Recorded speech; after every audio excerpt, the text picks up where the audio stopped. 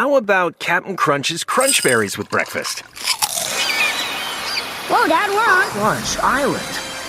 He's Jean-Luc Foot. And he stole our crunch. Quick, the zip line. He's getting away. Throw our last Crunch Berry. No! No one steals my Crunch Berries. I think you mean my crunch berries.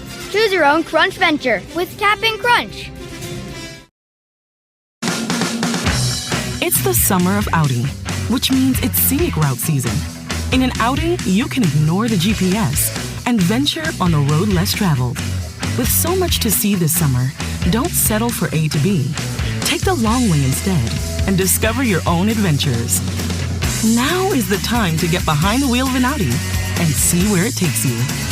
Find your way to your local Audi dealer for great offers during the Summer of Audi sales event. Welcome to Pennsylvania in Focus. I'm Aliana Kernodle.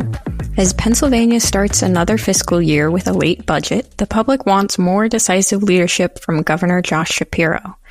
Joining me to tell us more is the Center Square's Pennsylvania editor, Kristen Smith. Kristen, this comes from a poll from the Commonwealth Foundation. Tell us about this poll and what it found.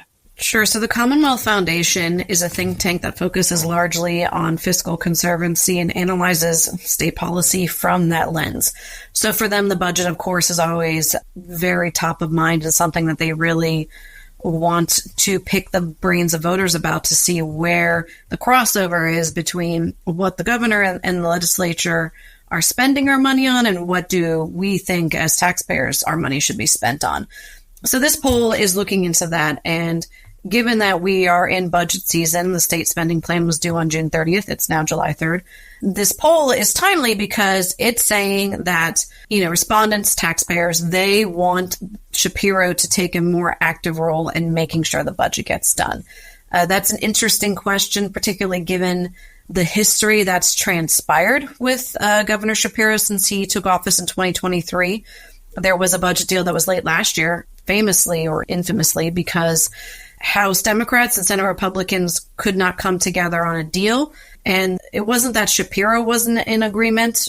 It was that House Democrats weren't in agreement. And because Shapiro was a Democrat, there was, popular opinion that he should have helped, bring that together. And he didn't. He said it was up to the Senate and the House to give him a budget. So he kind of washed his hands of that disagreement. And it took 6 months before all the final pieces of the budget were done. This year now, we're several days past the deadline. There hasn't been a lot of comments from the governor about budget negotiations. There hasn't been a lot of public movement about negotiations. So again, he's just not taking a very publicly active role in what's going around this time. Given that it's an election year, a presidential election year, there's a lot more focus than ever on what government is doing. So it's just an interesting dynamic that seems to be playing out for the second year in a row here. And this poll also explored a couple other areas, kind of looking at Shapiro's approval rating and kind of the state of Democrats' popularity in general in the state. What did it find there?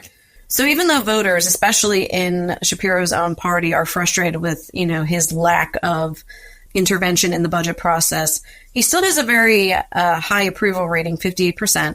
And voters in Pennsylvania prefer Democratic candidates over Republicans for Congress by, 4 percentage points. Senator Bob Casey is holding the lead over his Republican challenger, Dave McCormick, 48 to 36%. They also prefer a generic Democratic presidential candidate, 48 to 47%. And Biden still holds a 1 percentage point lead over Trump here, too. Of note, though, this poll was conducted between June 14th and 19th, which was before the first presidential debate. Also of note is that 60% of voters are dissatisfied with the choice of candidates, but the percentage of who will refuse to vote for Trump is 47% compared with 46% who will refuse to vote for Biden. So overall, even though some of those numbers are close, they skew in the favor of Democrats overall. And what concerns do you think are contributing to those numbers? according to this poll, it's inflation and the cost of living, immigration, and the U.S. economy as a whole. I don't think any of those would be surprising to anyone, since groceries and gas are constantly rising and making it much harder for people to scrape by in this economy. I mean, we even see nationally the typical income that a home buyer would need to have in order to buy a house is, six figures now, and before that was not nearly the case. So certainly people are feeling the squeeze of inflation.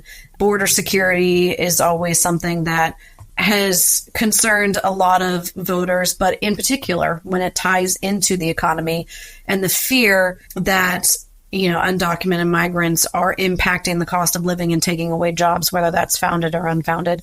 Those two issues tie together in that way. So according to this poll, only 13% of respondents said that we're financially better off than we were 2 years ago, and 40% said that they are worse off. And 60% of respondents said that Pennsylvania's economic conditions are negative, and only 39% said that it was a good time to find a good quality job. So those numbers kind of support the concerns for people. It's the economy and how can we make living more affordable and let people have a better work-life balance, and what sort of tie-in or how this will impact broader policy is something that is on the mind of voters. Well, Kristen, thank you for your insights on this story. Listeners can keep up with this story and more at thecentersquare.com.